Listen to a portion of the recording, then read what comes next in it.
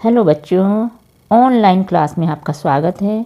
आज हम पढ़ेंगे साइंस विज्ञान, जिसमें पाठ है 14 और कक्षा है 7। मतलब पाठ का नाम है ध्वनि। तो जैसा कि पाठ का नाम ध्वनि है, तो ध्वनि से मतलब ये है कि आवाज़, साउंड। हमारे कान जो विभिन्न प्रकार की आवाज़ों को सुनते हैं, उन्हीं को हम विज्ञान की भाषा में ध्वनि कहते हैं। तो ये ध्वनि जो है कितने प्रकार की होती हैं, किस तरीके की होती हैं, तक किन किन के द्वारा निकलती हैं, तो आज हम इस पाठ में इन ध्वनियों के बारे में ही पढ़ेंगे और समझेंगे कि ये ध्वनि जो है ढोलक से, मृदंग से, इन चीज़ों से निकलती हैं। और आप चित्रों के द्वारा भी इन्हें हम बारीकी से समझेंगे। तो जो है इस पाठ को पढ़ते हैं और समझते हैं। देखिए, हाँ आइए, तो अब हम इसे कॉपी पर समझते हैं। क्वेश्चन नंबर 1 लेते हैं, ध्वनि किसे कहते हैं। तो आंसर में से लिखिए, सजीवों तथा निर्जीवों द्वारा उत्पन्न अनेक प्रकार की आवाज़ को वैज्ञानिक भाषा में ध्वनि कहते हैं।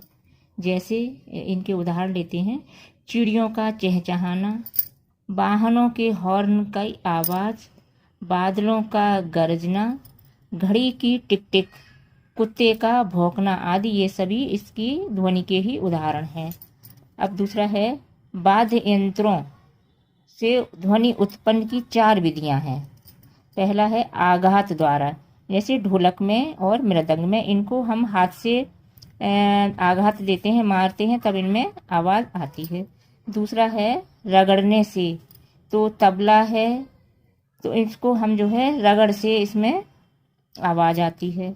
तीसरा है फूंक मारने से, तो ये सीटी है, शहनाई, बीन और बांसुरी, तो इनको फूंक मारने से इनमें ध्वनि यानी आवाज़ निकलती है। अगला है तारों को खींचकर छोड़ने पर, तो सितार है, गिटार और वायलिन, इनके तारों को खींचकर हम छोड़ते हैं तो इसमें ध्वनि निकलती यानी आवाज़ आती है। अगला लेते हैं, कंपन करने वाली वस्तु द्वारा एक कंपन में लगे समय को आवर्तकाल कहते हैं। प्रति सेकंड में किए गए कंपनों की संख्या उसकी आवृत्ति कहलाती है, आवृत्ति कहते हैं। और आयाम किसे कहते हैं, ये है कंपन करती हुई वस्तु का अधिकतम विस्थापन आयाम कहलाता है। अब अगला लेते हैं प्रबलता, यानी प्रबलता क्या है या प्रबलता किसे कहते हैं। तो प्रबलता ध्वनि का वह गुण है जिसमें ध्वनि तीव्र अथवा मंद सुनाई देती है। अगला है तारत्व, तारत्व ध्वनि का वह गुण है जिसके द्वारा मोटी, भारी या पतली और तीखी ध्वनि में अंतर कर सकते हैं। तो जैसे उच्च तारत्व वाली ध्वनि की आवृत्ति उच्च होती है तथा निम्न तारत्व वाले ध्वनि की आवृत्ति, तारत्व की ध्वनि आवृत्ति निम्न होती है। तो ध्वनि की आवृत्तियां निम्न होती हैं, यानी ध्वनि के प्रकार। पहला है प्रबल ध्वनि, तो प्रबल यानी तेज ध्वनि होती है, लाउड स्पीकर की ध्वनि। और है मंद ध्वनि यानी धीमी आवाज़, तो वजह से कागज़ के पलटने से उत्पन्न ध्वनि को हम मंद ध्वनि कहते हैं। अब ये मोटी ध्वनि हो गई, तो यानी कुत्ते के भौंकने की ध्वनि मोटी ध्वनि हो गई। और पतली ध्वनि यानी बिल्ली की आवाज़, पतली ध्वनि हो गई। अब प्रिय ध्वनि, प्रिय ध्वनि यानी जो हमें कानों को प्रिय लगती है, जैसे मधुर गानों की, वह है प्रिय ध्वनि। और अप्रिय ध्वनि, अप्रिय ध्वनि हो गई जैसे कर्कश आवाज़ें, लड़ाई झगड़े की आवाज़ें जो हमें प्रिय नहीं लगती हैं, कर्कश होती हैं, अप्रिय ध्वनि होगी। अब वो लेते हैं अगला अपश्रव्य ध्वनि, वे ध्वनि जो 20 हर्ट्ज से कम आवृत्ति की जो मनुष्य नहीं सुन सकता, वो अपश्रव्य ध्वनि होती हैं। और श्रव्य ध्वनि यानी सुनाई देने वाली, तो 20 हर्ट्ज से 20,000 हर्ट्ज तक मनुष्य सुन सकता है, ऐसी ध्वनि हम श्रव्य ध्वनि कहते हैं। अगली लेते हैं पराश्रव्य ध्वनि, यानी 20 हर्ट्ज से अधिक आवृत्ति में मनुष्य नहीं सुन सकता, तो वो जो है पराश्रव्य ध्वनि कहलाती हैं। अब देखते हैं अगला कि जो है इसमें कुछ है, ये ध्वनि की चाल ठोसों में सर्वाधिक होती है। ठीक है, ध्वनि संचरण के लिए माध्यम की आवश्यकता होती है। इन्हें हम समझते हैं। ध्वनि किसी भी माध्यम जैसे ठोस, द्रव और गैस में संचरित हो सकती है। डी लेते हैं, ध्वनि की चाल गैसों में सबसे कम होती है। अगला लेते हैं, ध्वनि की वायु में चाल 332 मीटर प्रति सेकंड होती है। अगला लेते हैं, प्रकाश की चाल ठोस में सबसे अधिक होती है।